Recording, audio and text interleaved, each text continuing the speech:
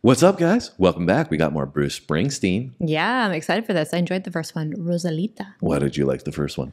I just thought it was like fun. And I had this kind of image in my head of thinking that for some reason Bruce Springsteen sounded like more country, I think, initially, because I had initially found out who Bruce Springsteen was through a country song. And I think I just kind of got like, I never really knew who he was. I'd heard this name, but I didn't really know like the legend behind, you definitely know? Didn't have any country vibes in that Rosalita and that was song totally my bad, but it's because there's a song, I forget who it's by, but it's about somebody falling in love at a Bruce Springsteen concert. And the song's called Springsteen. Got it. And then I just like naturally thought that it was a country country concert, right? But it wasn't. So it was very different. And we saw a whole lot of ladies running on stage in Rosalita. That was quite mind-blowing to see.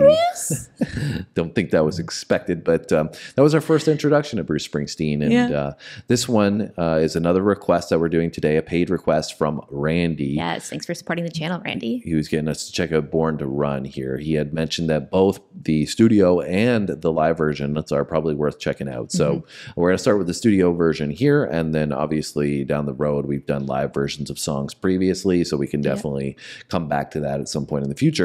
Yeah, and he was saying that this is actually the song that kind of broke Bruce Springsteen out of the New Jersey, New York area. So that's kind of cool. Yeah, and this album, 1975, is when it came out. Obviously self-titled as well. Born to Run is really, renowned in terms of history of the 70s and a very, very popular album. I think that's highly regarded as Bruce Springsteen's best album. So going with the title track, Born to Run, I'm excited to get a little more of a feel for it and maybe focus a little more on the music in this one because we focus on the performance in the last one. Yeah. So with all the ladies running around, it was hard not to. Yeah. And apologies if you can hear any of the construction in the background. Yes. Unfortunately, we have no control over that. So you won't hear it when the music's playing, just when we're trying to get our point across about Bruce Springsteen here. So we'll have a chat with the construction people after this one. Don't you worry. You ready? I'm ready.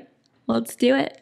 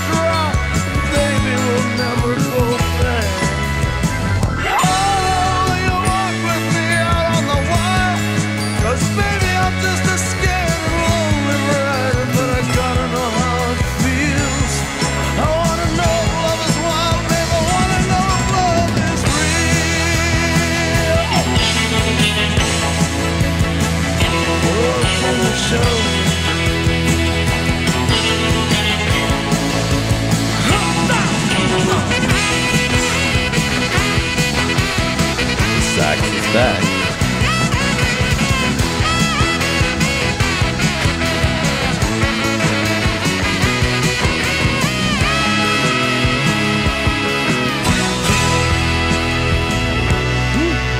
Beyond the palace, semi-powered drones scream down the boulevard.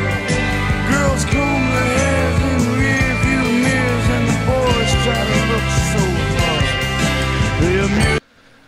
This is really different than Rosalita. Yeah, and this is like, I feel like so full with lots of different instruments. It is a very full sound. Love that brass coming in there. I think that was like a saxophone or something. Yeah, sax. Yeah. And that's why I said the sax is back, because we had a pretty epic sax solo in the live performance that we watched, right? And Randy was actually saying that the band that Bruce plays with, the E Street, is a really renowned band in itself. I think he said they were inducted into the Rock and Roll Hall of Fame, just the band. And that's part of Bruce Springsteen, I think, is his band and the instrumentation that he provides with his songs. And we're already seeing that in his biggest named song, in Born to Run, which... it's just, it does really interestingly sound like it's life, right? It's coming to life. Yeah. Like and blossoming. Yeah. But that's alongside the lyrics of the song as well. Yeah. Right. In that he kind of talking about life and trying to make the most of it and grab hold of it. Yeah, I feel like he's talking a little bit too there about like the American dream a little bit, and like living life on the edge a little bit to like get the most out of it type thing. Yeah, and then relating it to a fast moving vehicle of sorts, whether it's a motorcycle or a car. I'm not really sure. Your hands to my engine.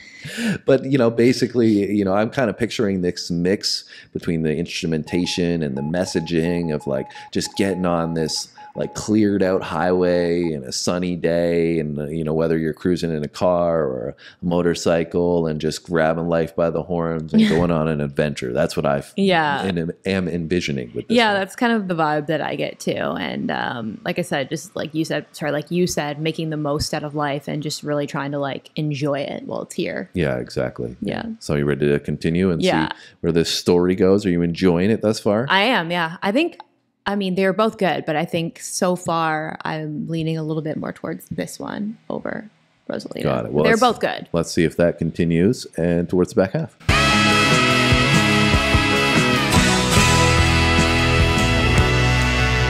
Beyond the palace, semi-powered drones scream down the boulevard. Girls comb their hairs in rearview mirrors, and the boys try to look so hard. The amusement park ride and rolling start. Kids are huddled on the beach in the mirrors. I wanna die with you, Wendy, on the street tonight, and an everlasting kiss.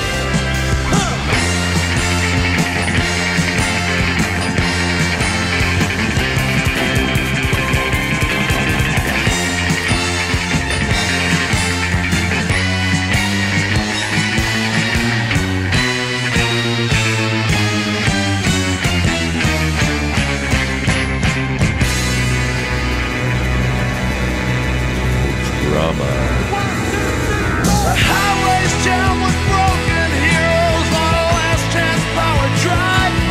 Everybody's out on the run tonight, but there's no place left to hide. Together, Wendy, we can live with the sadness. I'll love you with all the madness in my soul. Oh, someday, girl, I don't know when we're gonna get to that place where we really wanna go, and we'll walk in the sun. But till then, chance like us, baby, we were born to run. Honey, chance like us, baby, we were born to run. Come on, Wendy, chance like us, baby, we were born to